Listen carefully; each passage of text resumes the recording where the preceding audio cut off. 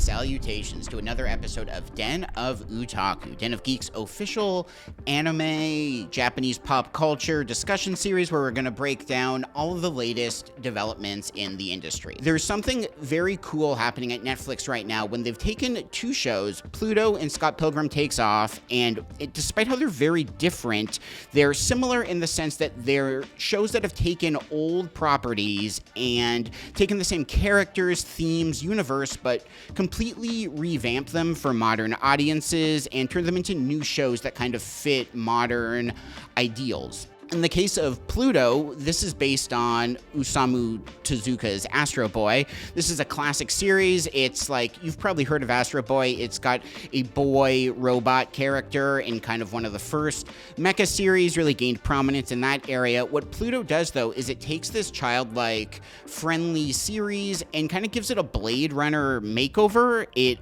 follows this android detective as he's following a series of murders that are happening to both humans and robots. And what's interesting about what PLUTO's doing is this isn't the first time that Astro Boy has been given this adult makeover. There's a show called Adam the Beginning that essentially does the exact same thing, but Adam the Beginning slipped through the cracks, whereas PLUTO is really one of the biggest anime of 2023. It's really found its audience, and I think this is showing a bigger discussion on how audiences are kind of finally ready for modern reboots and reimagining of series that can take old ideas and do something genuinely new with them. Whereas in the past, this might have seemed sacrilegious to the property or just not doing it justice. And it's interesting, like, this is going on in anime right now. You have shows like Osamatsu-san that are taking Osamatsu-kun and updating it in new ways, but there are also like a lot of horror movies right now that have taken child-friendly IP like Winnie the Pooh and The Grinch and made them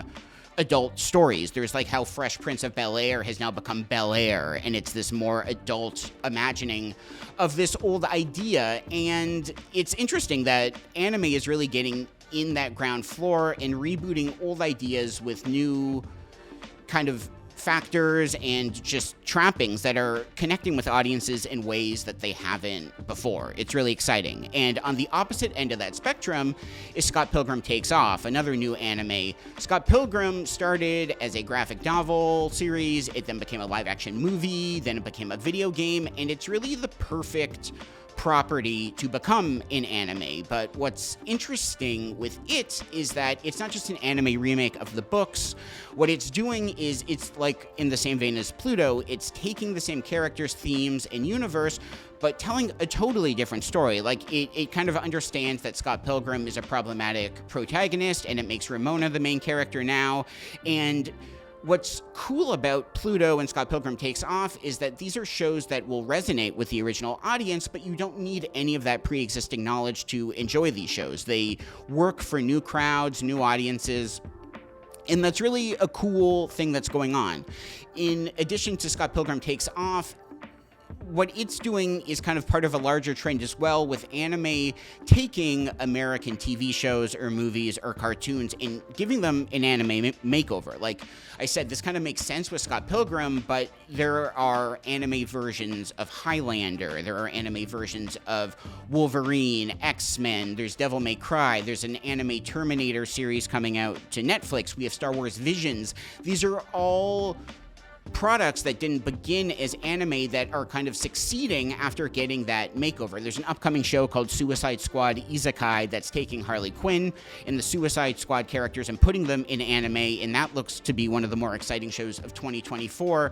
And whether that's Scott Pilgrim or these other shows, it's really kind of cool to see how anime is becoming this new home for Western IP. There's like a Supernatural anime series that shouldn't exist at all. There's no reason for that. The movie Ultraviolet that nobody remembers. There's an anime for that.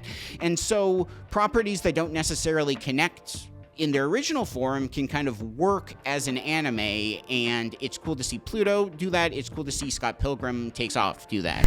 Now, unfortunately, fellow otaku, that's all the time we have in this episode before I get isekai'd back to reality, but we'd once again like to thank you for joining us on this adventure, and until next time, Space Cowboys, we'll see you then.